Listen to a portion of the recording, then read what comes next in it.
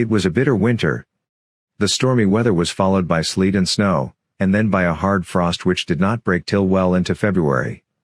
The animals carried on as best they could with the rebuilding of the windmill, well knowing that the outside world was watching them and that the envious human beings would rejoice and triumph if the mill were not finished on time. Out of spite, the human beings pretended not to believe that it was Snowball who had destroyed the windmill. They said that it had fallen down because the walls were too thin. The animals knew that this was not the case. Still, it had been decided to build the walls 3 feet thick this time instead of 18 inches as before, which meant collecting much larger quantities of stone. For a long time the quarry was full of snowdrifts and nothing could be done. Some progress was made in the dry frosty weather that followed, but it was cruel work, and the animals could not feel so hopeful about it as they had felt before. They were always cold, and usually hungry as well. Only Boxer and Clover never lost heart. Squealer made excellent speeches on the joy of service and the dignity of labor, but the other animals found more inspiration in Boxer's strength and his never-failing cry of "I will work harder." In January food fell short. The corn ration was drastically reduced, and it was announced that an extra potato ration would be issued to make up for it. Then it was discovered that the greater part of the potato crop had been frosted in the clamps, which had not been covered thickly enough. The potatoes had become soft and discolored, and only a few were edible.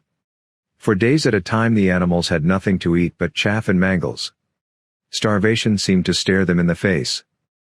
It was vitally necessary to conceal this fact from the outside world. Emboldened by the collapse of the windmill, the human beings were inventing fresh lies about Animal Farm. Once again it was being put about that all the animals were dying of famine and disease, and that they were continually fighting among themselves and had resorted to cannibalism and infanticide. Napoleon was well aware of the bad results that might follow if the real facts of the food situation were known, and he decided to make use of Mr. Whymper to spread a contrary impression.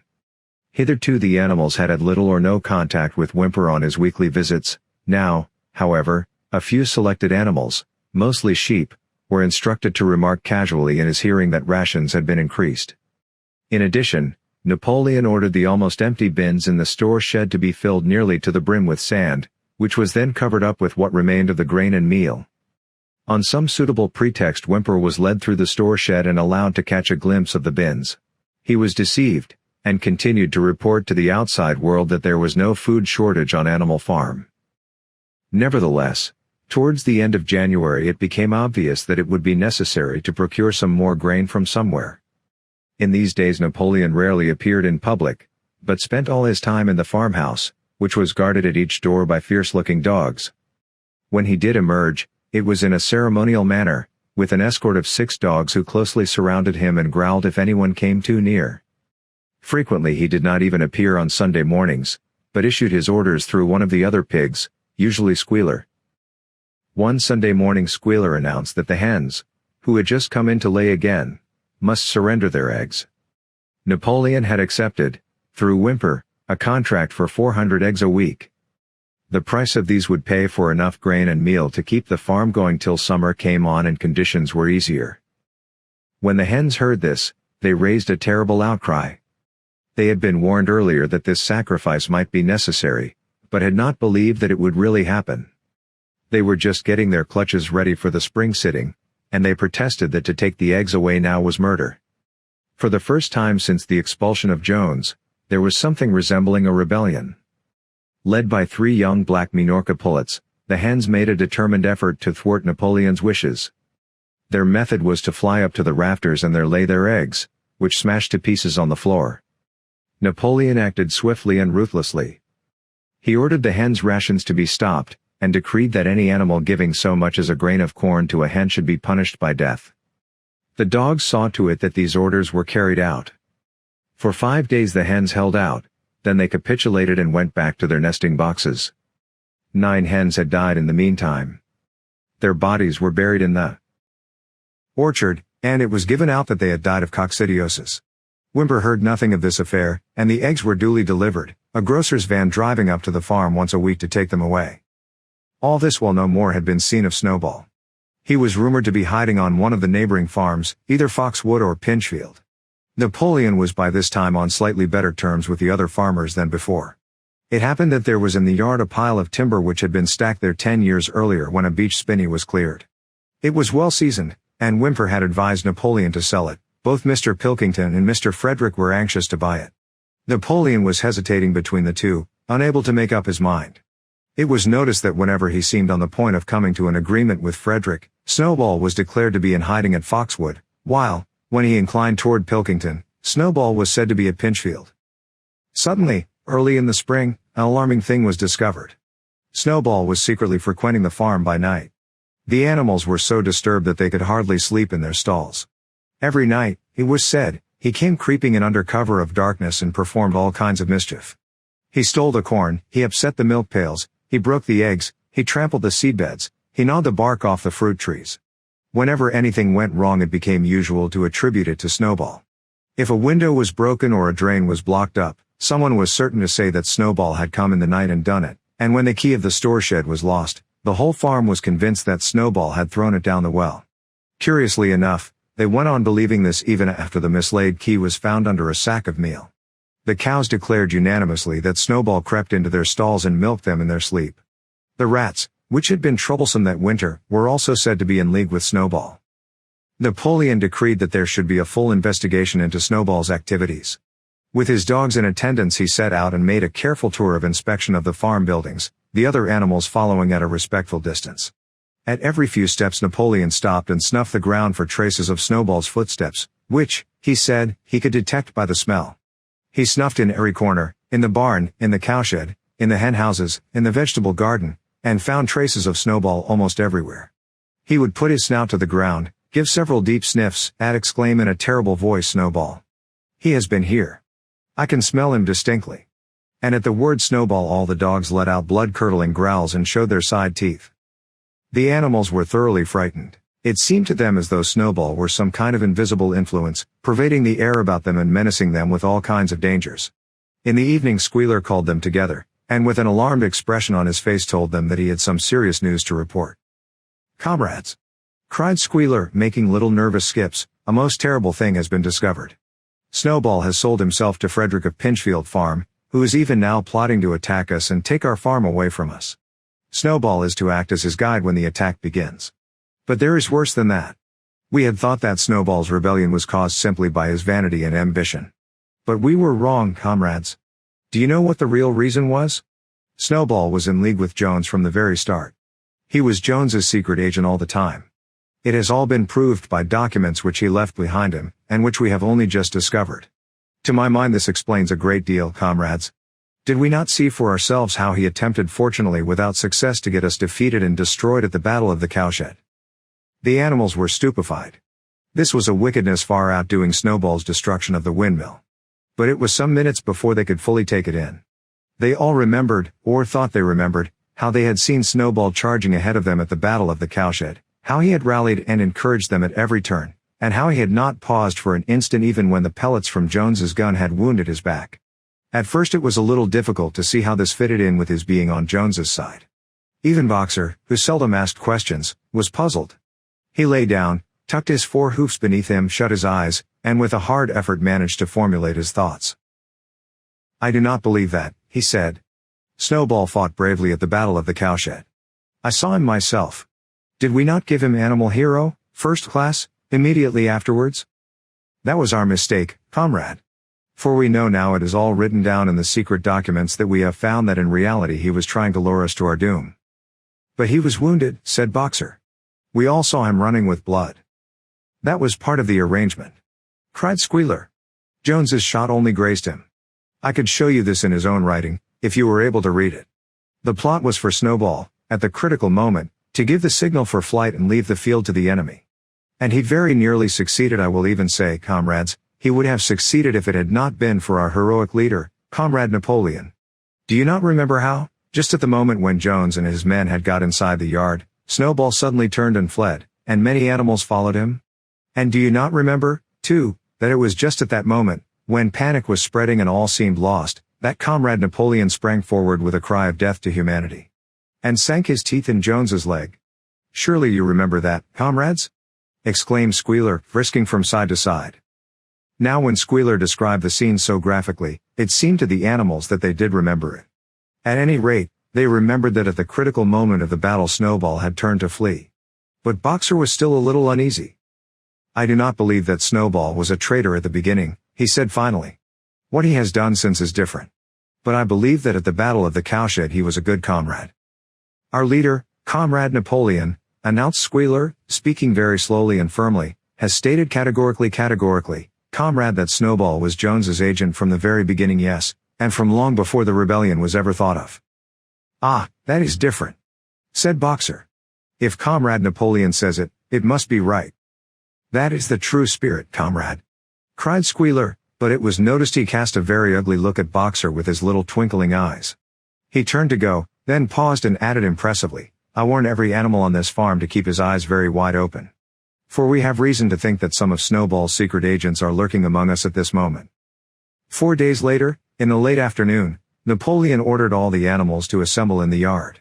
When they were all gathered together, Napoleon emerged from the farmhouse, wearing both his medals, for he had recently awarded himself Animal Hero, First Class, and Animal Hero, Second Class, with his 9 huge dogs frisking round him and uttering growls that sent shivers down all the animals' spines. They all cowered silently in their places, seeming to know in advance that some terrible thing was about to happen.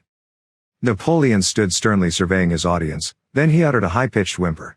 Immediately the dogs bounded forward, seized 4 of the pigs by the ear and dragged them, squealing with pain and terror, to Napoleon's feet.